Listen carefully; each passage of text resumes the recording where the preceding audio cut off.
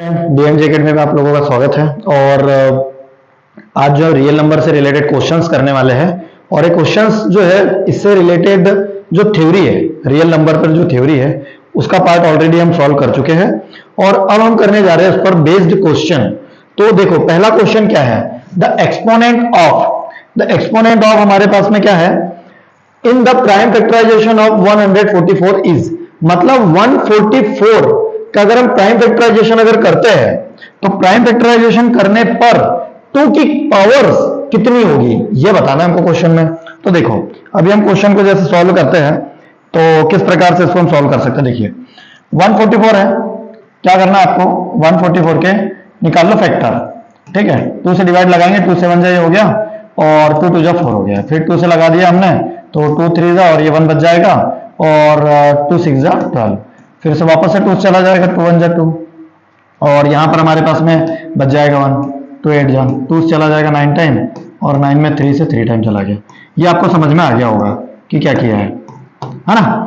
2 से हमने 144 को भाग लगा दिया, 72 बार गया, 72 को लगा 2 से भाग 36 बार गया, 36 को लगा तो 18 बार गया, 18 से 9 को लगा और 9 को 3 से भाग लगा दिया तो 3 बार गया और 3 से 3 को लगा दिया। तो यहां हमको सिर्फ 2 की घात पूछ रहा हो तो 2 की घात कितनी होगी, ये 1 2 3 4, 2 की घात कितने आएंगे 4, तो आंसर क्या आना चाहिए हमारा 4। आ गया ना समझ में, मतलब 2 को हम क्या लिखेंगे, 2 गुणित 2 गुणित 2 गुणित 2 गुणित 3 गुणित 3 और इसको हम लिख देते हैं 2 गुणित 4 गुणित 3 की घात 2। किसको लिख देते हैं 144 के प्राइम फैक्टर मतलब अभाज्य गुणनखंड। तो 2 की घात 4 क्योंकि उसने 2 का घातांक पूछा है तो 2 का घातांक कितना है 4 है ना। तो ये क्वेश्चन आपका हो गया सॉल्व यहाँ पे। अब नेक्स्ट क्वेश्चन की ओर चलते हैं कि नेक्स्ट क्वेश्चन हमारे पास में क्या है। अब नेक्स्ट क्वेश्चन जो है देखिए ये बढ़िया था क्वेश्चन आपके लिए कि यदि 2 संख्याओं का एलसीएम 1200 है, निम्नलिखित में से कौन सा उनका एचसीएफ नहीं हो सकता ये बताना। याद है एलसीएम ऑफ 2 नंबर इज है यहां पे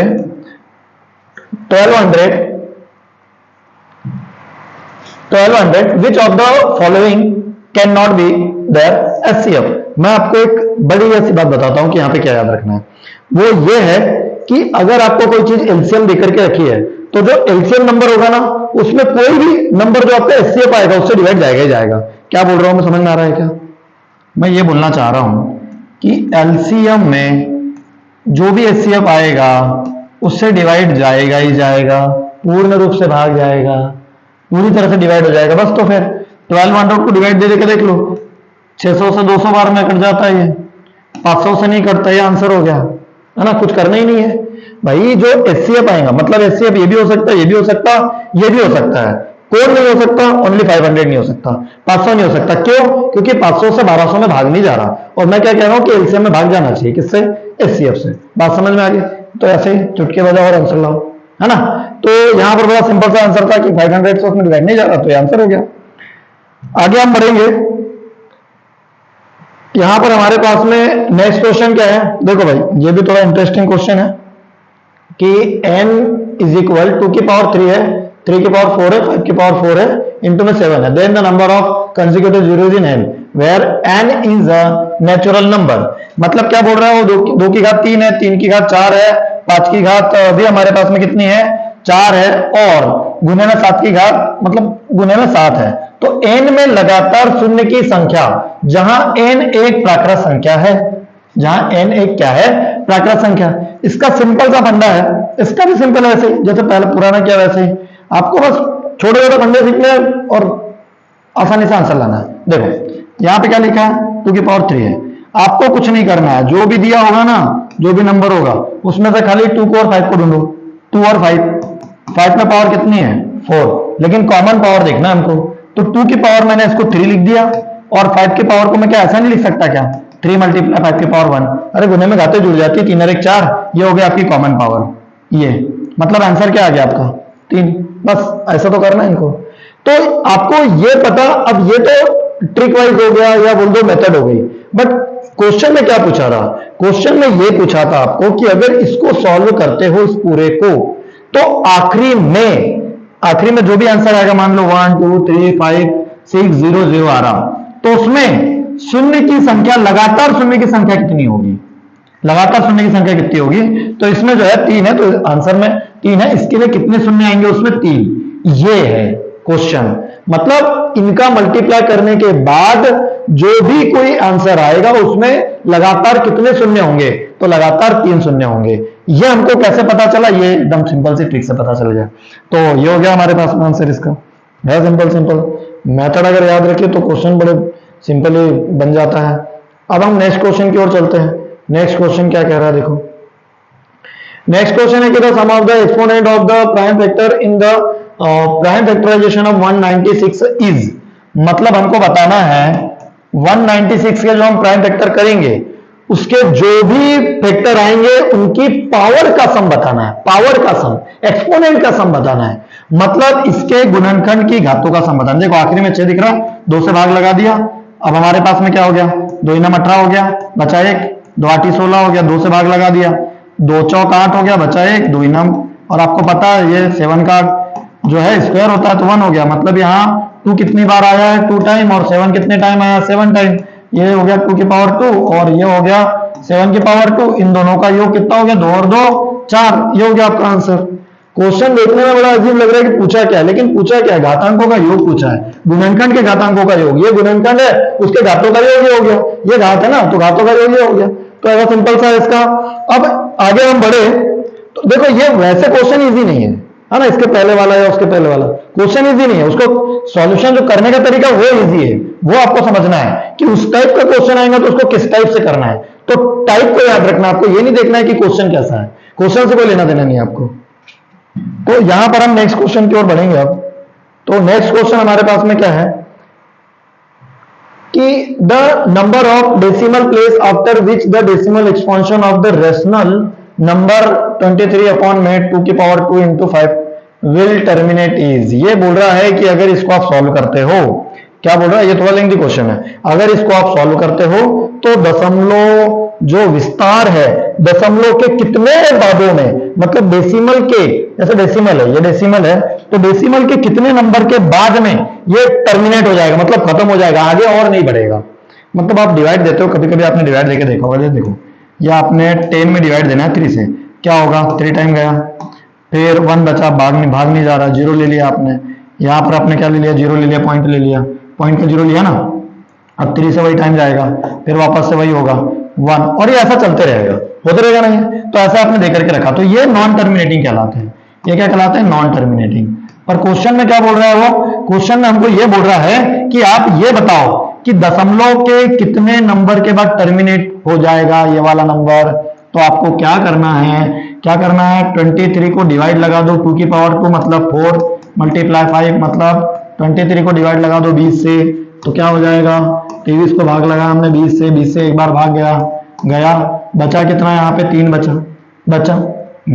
अब भाग जा रहा है कि नहीं, दशमलव ले लो, दशमलव का 0, 20 एकम 20 है कि नहीं, बचा कितना भाई, यहाँ पे 10 बचा। अभी भाग जा रहा है क्या, 20 से 10 में नहीं जा रहा, तो क्या लेंगे हम, फिर से दशमलव का 0 ले लिया, ये ले लो, 20 पंचे कितना हो गया, 100।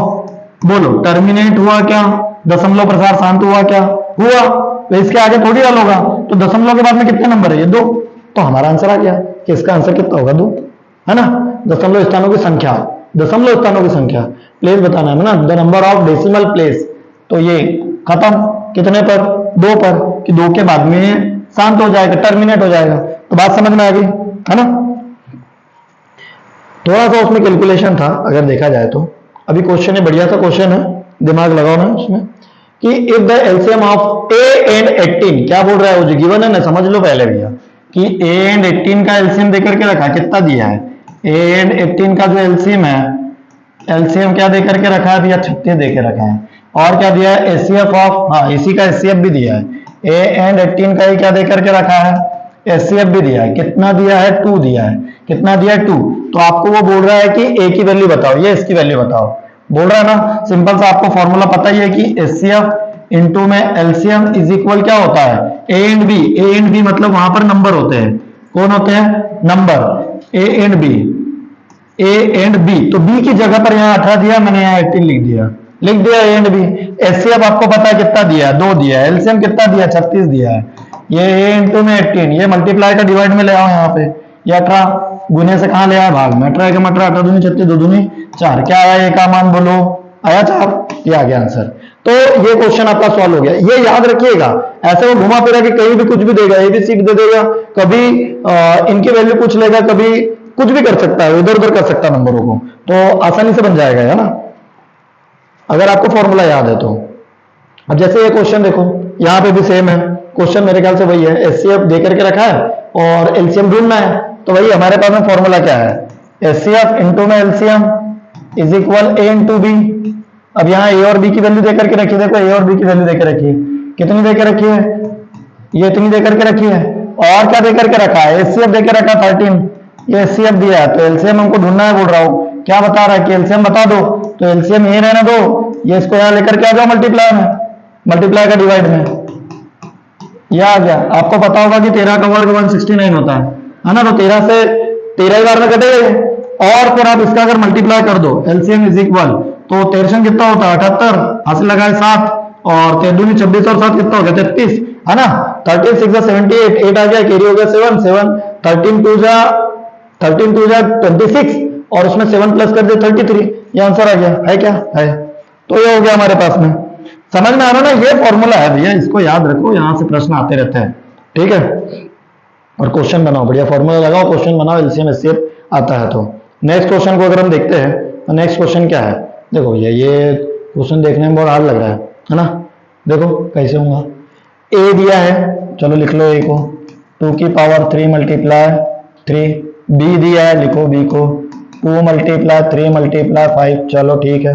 C इज इक्वल देके रखा है, 2 दिया है कि नहीं, तो उसकी पावर में 0 लिख लेता हूँ, 3 की पावर दिए n, और क्या दिया 5, और क्या देकर के रखा है ABC का LCM, इन तीनों का LCM, इन तीनों का LCM कौन होगा भाई, LCM में याद रखना कि बड़ी घातें ली जाती है, छोटी नहीं ली जाती, छोटी लेते HCF में, बड़ी लेते LCM में। चलो इसमें से बड़ी बड़ी घातें ढूंढो, तो बड़ी बड़ी घातें कौन है, 2 की घात 3 है, तो LCM 2 की घात 3 हो सकता है, लिखा है देखो। फिर 3 की घात बड़ी वाली ढूंढो, यहाँ कितनी है, तो यहाँ पे 1 है, दिख रहा है 1 है, यहाँ पे, यहाँ 3 की पावर n है, भाई हमको इसका LCM ले लेना, तो LCM बड़ी घातें लेते हैं, तो इसमें से हम बड़ी घात ले लेंगे, जैसे इसमें 5 की पावर 1 है, तो हम अब यहाँ 3 को तो मैं लिख देता हूँ, उसकी घात नहीं लगाता क्योंकि अभी क्लियर नहीं कि n की वैल्यू क्या है, बट 5 की पावर तो हमको पता नहीं, तो 5 की पावर मैंने 1 लगा दी। तो अब n कितना होगा ये हमको बताना है कि n कितना होगा, तो मैंने क्या कहा कि बड़ी घात लेते हैं। अब यहाँ देखो, उसने खुद ने तो उत्तर दे करके रखा है कि 3 की घात 2 है LCM में, तो LCM में बड़ी घात लेते हैं, मतलब यहां पर भी कितनी रही होगी, 2 रही होगी, तब तो उसने यहां इसको लिखा, नहीं तो वो लिख ही नहीं सकता। बात समझ में आई क्या, LCM देकर के रखा ना, तो LCM बड़ी घात लेगा वो, तो बड़ी घात यहां पर LCM में पूरी घातें है, देखो ये 2 की घात 3 बड़ी वाली कहां से लिया उसने, यहां से लिया, ये तो नहीं लिया ना उसने। फिर 5, तो 5 कहां से लिया भैया, 5 दोनों में से कोई भी ले लिया, मान लो 5 एक यहाँ है और एक यहाँ है, कोई भी ले लिया, लेकिन यहाँ पर 3 है, 3 की घात 2 है, अब यहाँ पर कितने हैं 3, तो ये भी नहीं ले सकता, वो ये भी नहीं ले सकता, क्योंकि मैं बोल रहा हूं ना आपको कि बड़ी घात लेना है। तो फिर बड़ी घात कहां होगी, तो यहां नहीं देके रखी तो यही होगी, क्योंकि हमको n की वैल्यू निकालनी है, तो n इज इक्वल 2 आ जाएगा, क्या आ जाएगा, n इज इक्वल 2।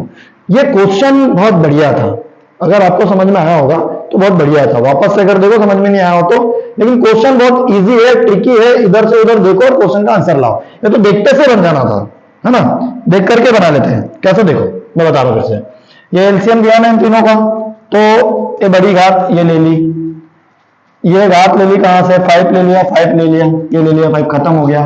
अब यहाँ पे 3 है, यहाँ पे भी 3 है, तो 3 तो ले नहीं सकता क्योंकि यहाँ पे 2 लेकर के रखा है, तो मतलब यहाँ पर 2 रहा होगा, तब ही यहां से वहां उठा के लेके गया हो, ये हो गया आंसर।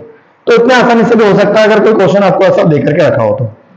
अभी नेक्स्ट क्वेश्चन की ओर चलते हैं हम, कि नेक्स्ट क्वेश्चन किस प्रकार से हमारे पास में, और इस प्रकार से अगर कोई हो नंबर कि P and QR को prime number, then P square and Q square R, ठीक है, तो भैया यहाँ पे बताना है आपको कि P and QR को prime number, then P square and Q square. तो देखो एक थ्योरम थी आपके रियल नंबर वाले चैप्टर में, 1.3 करके एक थ्योरम थी कि यदि किसी नंबर में डिवाइड जाता है किसी नंबर से, जैसे मान लो कि P में A से डिवाइड जा रहा है, तो इसका ये मतलब निकल रहा था कि P स्क्वायर में भी A से डिवाइड जाएगा, तो जो नंबर P है वही P स्क्वायर भी बन जाएगा, कहने का मतलब तो यही हुआ। क्या कह रहा है वो कि जैसे यहाँ पर कोई नंबर है, जैसे यहाँ पे 4 है, तो 4 में अगर 2 से भाग जा रहा है, तो बोल रहा है कि 4 के वर्ग में भी 2 से भाग जाएगा, मतलब 16 में भी 2 से भाग जाएगा, ठीक है।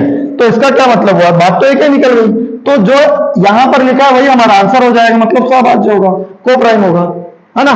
तो ये क्वेश्चन को सिर्फ समझना था कि पी स्क्वायर और क्यू स्क्वायर, यहां पी क्यू को प्राइम है तो पी स्क्वायर क्यू स्क्वायर दोनों कौन होंगे, तो वो दोनों भी को प्राइम ही होंगे। ये थ्योरम से होता है ना, ये थ्योरम दे रखी है आपको 10th क्लास में। नेक्स्ट हम क्वेश्चन पर चलते हैं। 10th क्वेश्चन है हमारे पास में, हम 15 क्वेश्चन करेंगे। तो इसमें से 10th क्वेश्चन क्या देखो, विच of the following rational number है टर्मिनेटिंग डेसिमल। भैया ये क्वेश्चन जो है इसको तो सॉल्व करना पड़ेगा बढ़िया से। देखो आपको क्या करना है, इसमें डिनोमिनेटर पर ध्यान दो। किस पर ध्यान दो, डिनोमिनेटर पर। मैं इसका डिनोमिनेटर डायरेक्ट लिख देता हूं, 2 मल्टीप्लाई 2, 2 2 जा 4 हो गया, नहीं आना है। 2 मल्टीप्लाई 3, 2 3 जा 6 और 6 3 जा 18 है कि नहीं। 2 3 6, 6 3 18, ये हो गया। 21 है, 21 का कोई और नहीं हो सकता इसके अलावा, हो सकता क्या, नहीं। रही बात 225 और 50 की, इन दोनों को सॉल्व कर लेते हैं। तो 225 को अगर देखें तो आखिर 2 5 और 2 7 और 2 9, मतलब 3 से भाग जा रहा है क्या, 5 और 2 7 और 2 9, 3 से भाग जा रहा है। तो दे दो, 3 7 21 हो गया और बचा 1, 3 5 15 हो गया। 3 से फिर 7 5 12, फिर से 3 से भाग जा रहा, तो कितना हो गया ये, 3 दूनी 6, बचा 1 और क्या हो जाएगा यहाँ पे, 3 5 15, फिर ये 5 से भाग चला जा रहा है इसमें, ये 5 बार चला गया। अब इसमें कितना आ गया, 5 आ गया। अब 50 की बात करते हैं हम लोग, तो यहाँ पर कितना है 50। अब 2 से डिवाइड जा रहा है, ये 25 बार गया। यहाँ पर क्या आ गया, 5 से डिवाइड लगाया तो 5 बार गया और 5 से डिवाइड लगाया 1 बार है।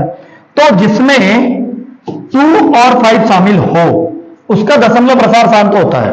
तो हमारा आंसर ये हो गया, क्या हो गया, ये आंसर आ गया 7/50। मतलब जिसमें 2 और 5 होगा, उसके अलावा कोई और नंबर है तो कोई लेना देना नहीं हमको। हाँ ऐसा हो सकता है कि अकेला 2 ही हो, जैसे 8 है, अगर 8 होता डिनोमिनेटर में तो 2 से भी तो चला जाता है ना। तो इसमें तो 5 आया ही नहीं, तो मैं तो लिख देता 5। कैसे लिख देता, ये लिख दिया मैंने 5 की पावर 0, आ गया ना 5 कि नहीं आया। तो 2 और 5 अगर आया तो वो दशमलव होगा, तो इसका आंसर ये बन गया हमारा। आगे हम नेक्स्ट, तो डिनोमिनेटर को मतलब हर को हल करो, हर में गुणनखंड में ये देखना है आपको कि 2 और 5 है कि नहीं। क्या देखना है आपको कि 2 और 5 है कि नहीं, बस। अगर अकेला 2 है तो भी होगा, अकेला 5 है तो भी होगा, दोनों होंगे तो भी होगा। कौन, दशमलव प्रसार शांत वाला। ठीक है, नेक्स्ट क्वेश्चन 11th क्वेश्चन देखो भाई, 3.27 इज, आपको बताना है कि 3.27 क्या है। एक पूर्णांक है, एक परिमेय है, एक प्राकृत संख्या है या एक अपरिमेय है। तो देखो दशमलव वाली संख्याएं भी जो है ना अपरिमेय में गिनी जाती है, लेकिन नहीं, ऐसा नहीं है ना। बड़ी क्लासेस में आते आते कॉन्सेप्ट आपको समझ में आएगा कि अपरिमेय में नहीं गिनी जाती, परिमेय हो सकती अगर उसका अगर जो दशमलव प्रसार शांत हो। तो यहां पर इसको हम दशमलव प्रसार शांत मानेंगे, तो इसका आंसर कौन हो जाएगा, एक परिमेय मान जाएगा। ठीक है, तो यहां ये सिंपल सा क्वेश्चन है कि इस टाइप से आपको कुछ नजर आए। हाँ अगर इसकी जगह ऐसा लिखा होता, क्या लिखा होता, 3.27 डेज डेज डेज डेज, तो इसका आंसर आपका क्या आ जाता, अपरिमेय आ जाता। बात समझ में आ गई दोनों तरीके से कि ऐसा लिखा है तो परिमेय आ गया और ऐसा लिखा होता तो अपरिमेय हो जाता। इसका क्या मतलब निकला कि आगे तक होते रहेगा ऐसा। तो ये बात आपको समझ में आ गई होगी। नेक्स्ट क्वेश्चन की ओर चलते हैं। तो सिंपल कॉन्सेप्ट बेस्ड क्वेश्चन था ये। अब यहां पर एक क्वेश्चन है कि the smallest number by which √27 should be multiplied so as to get a rational number. आपको करनी है 27 को जो है क्या बनाना है, परिमेय संख्या बनाना है। और परिमेय संख्या बनाने के लिए ये जरूरी है कि वो कहां से निकल जाए, वो बाहर निकल जाए करनी में से। तो हम इसके गुणनखंड देख लेंगे भाई। तो आपको पता है 27 में 3 से भाग जाता है ना। तो 3 से 9 बार भाग गया और 9 में 3 से भाग गया 3 एक बार। मतलब इसका क्या हुआ कि जोड़ा बना लेकिन 3 3 का बना, किसका नहीं बना, 3 का नहीं बना। तो इसका यह मतलब निकला कि 27 में 3 गुणित 3 गुणित 3 है। तो करनी के अंदर और कौन चाहिए, हमको 3 चाहिए। अगर करनी के अंदर घुस जाए तो क्या हो जाएगा, देखो 3 गुणित 3 गुणित 3 और ये अपन ने करनी के अंदर डाल दिया इसको। तो ये एक जोड़े से 3 ये बाहर निकला और एक जोड़े से 3 ये बाहर निकला, कुल मिलाकर के बाहर निकल करके 9 बन गया। तो कहने का मतलब क्या है कि हमको इसका गुना करने की जरूरत है। अगर हमको करनी 27 को परिमेय बनाना है तो करनी 3 का गुना करके आप इसको परिमेय बना सकते हैं। ऐसे का कोई भी क्वेश्चन दे देगा जिसमें कि जो आपके गुणनखंड निकलेंगे ना, बस उसी को करनी में लगा के उत्तर लिख दो, आ जाएगा उत्तर। इधर किधर है, ये है, तो आसानी से बन जाएगा क्वेश्चन आपको। नेक्स्ट क्वेश्चन की ओर बढ़ते हैं हम। अब ये देखो बढ़िया सा क्वेश्चन क्या है कि if n is a natural number then 9 raised to the power 2n minus 4 raised to the power 2n is always divisible by, ये किससे भाग चला जाएगा इसमें? सोचो भाई किससे भाग जाएगा? ये कुछ ऐसा नहीं लग रहा कि a की घात 2n है और b की घात 2n है, और क्या हम इसको ऐसा नहीं लिख देंगे? कैसा? a माइनस बी और a प्लस बी, होता कि नहीं? ऐसा हो जाता है। मतलब मैं क्या लिख दूंगा इसको? a की जगह 9, b की जगह 4, तो 9 में से 4 गया तो कितने बचे भैया? 9 में से 4 गया तो 5 बचे, और 9 धन 4, 9 और 4 कितना हो गया? 13। तो भैया इसका 5 और 13 उत्तर आएगा, है ना? सदैविभाज्य है क्या आंसर में? किधर है? ये है। तो बहुत 5 8 13 बिल्कुल, है ना? इसको आपको ऐसे सॉल्व करना, देखो ये समझ लो, है ना? छप जाना चाहिए ये मेथड कि कभी भी स्क्वायर वाली संख्या है, स्क्वायर वाली संख्या मतलब ये किसका स्क्वायर है? ये 3 का स्क्वायर है ना? और ये किसका स्क्वायर है? 2 का स्क्वायर है। तो आप सोचोगे कि ये कैसे लिख दिया? ये कैसे नहीं लिखा, यहाँ पर 3 का स्क्वायर है और वो स्क्वायर है, इसकी वजह से 2n देकर के रखा, उन्होंने 2n देकर के रखा, तो इससे आपको समझ लेना है ना? और यहाँ पे क्या लगा देना? a minus B A plus B, है ना? a minus B A plus B का मतलब आप इसको डायरेक्ट भी कर सकते हो। अगर ऐसा संख्या देखिए आपको यहाँ पे स्क्वायर दिखा और साथ में कोई भी ABCD भी हो सकती है, n ले आओ, तो डायरेक्ट आप इन दोनों को एक बार घटा दो और इन दोनों को एक बार जोड़ दो, भाई आपके आंसर में आ जाएंगे, विभाज्य हो जाएगा उससे। चलो आगे बढ़ते हैं। तो तरीका समझ में आया कैसे करना है? सिंपल सा मेथड है। अगला क्वेश्चन देखो, इसमें 2n नहीं लगा है, क्यों? क्योंकि वो ये किसी का स्क्वायर नहीं है ना, ये भी किसी का स्क्वायर नहीं है ना, हाँ, तो इसीलिए नहीं दिया हमने। अभी क्वेश्चन को देखो कि यदि n कोई प्राकृत संख्या है तो 6 की पावर n माइनस 5 की पावर n हमेशा पर समाप्त होती है। भाई सुनो, 6 की घात तुम 1 लेके देखो, आंसर 6 आ रहा। 6 की घात तुम 2 लेके देखो, 36 आ रहा। 6 की घात तुम 3 लेके देखो, 216 आ रहा। और आगे बढ़ाओ, आखिरी में तुमको 6 मिलेगा ही मिलेगा। बस समाप्त बोल रहा ना वो, तो आखिरी में 6 तो मिलना ही मिलना है, चाहे 1 ले लो, चाहे 10 ले लो, चाहे 20 ले लो, यहाँ कोई भी पावर ले लो आप। ये देखो ना, मैंने 1 लेके देखी, 2 लेके देखी, 3 लेके देखी, 6 आ रहा। वही 5 का भी खेल है भाई, देखो 5 का 5, 5 का 2 25 का 5, और 5 की घात 3 करके देख लो, 125, ये आ रहा ना 5, मतलब 5 तो उसमें भी है, तो यहाँ पर माइनस कर दो, क्या आ गया आंसर? 1। तो हमेशा 1 पर समाप्त होगा, इन दोनों का माइनस। इसकी पावर, अभी एक क्वेश्चन भी सॉल्व करके देख लो, 6 की पावर हम यहाँ n की जगह कोई भी नंबर ले सकते हैं, मैंने 1 ले लिया, माइनस 5 की पावर भी 1 ले लो, 6 की पावर 6, 6 की पावर 1 6 और 5 की पावर 1 5, और इसमें से माइनस हुआ तो 1। तो अगर ज्यादा दिमाग, इतना दिमाग अगर आपको नहीं भी लगाना था तो भी आप क्या कर सकते थे? तो भी आप आसानी से जो है ये सॉल्व कर सकते थे, है ना? ये इतना सा तो आंसर आ जाता आपका, सिंपल सा। अभी देखो नेक्स्ट क्वेश्चन, तो इसका आंसर बनाया, है ना?